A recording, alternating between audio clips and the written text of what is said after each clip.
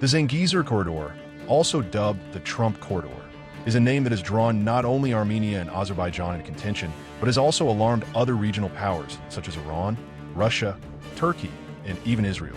But why has a transport corridor become so controversial? Could Zangezur be a code name for other mechanisms at play? After the 45-day war of 2020 between Azerbaijan and Armenia, both sides agreed to establish transit routes between them. However, Azerbaijan violated its commitments and, while simultaneously blocking the Lakin corridor, launched offensives to expel Armenians from Karabakh completely.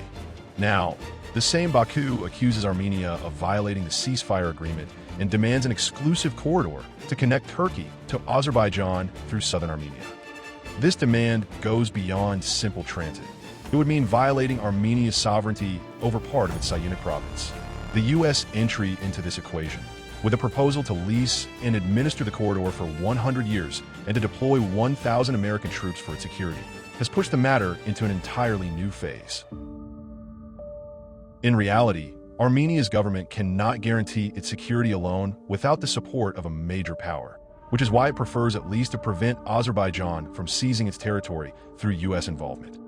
Recently, Russia's role in ensuring peace and security between Azerbaijan and Armenia has gradually diminished. Its failure to intervene during Azerbaijan's recapture of Karabakh and the mass displacement of 100,000 Armenians has led to Armenian disillusionment and a westward shift. Meanwhile, Aliyev's government has deliberately pursued a provocative policy against Russia, escalating tensions with Moscow into diplomatic confrontation.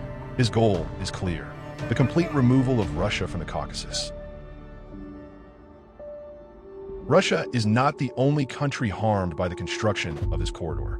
On Armenia's southern border, Iran also opposes it.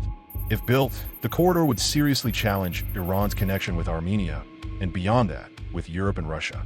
This would make Iran heavily dependent on Turkey and its ally Azerbaijan for its trade with Europe. Furthermore, the presence of 1,000 American security personnel near Iran's northwestern borders, even under the cover of a private company, has rung alarm bells in Tehran. The Iranian government sees this corridor not merely as a transit plan, but as a U.S.-NATO design to encircle Iran. Many analysts believe that cutting Armenia's southern link and uniting its east and west would, in effect, mark the beginning of Armenia's end, paving the way for Baku's future efforts to seize Armenia after weakening its political and economic power. This prospect has raised serious concerns within the European Union. We must wait and see what news emerges in the coming days about this corridor.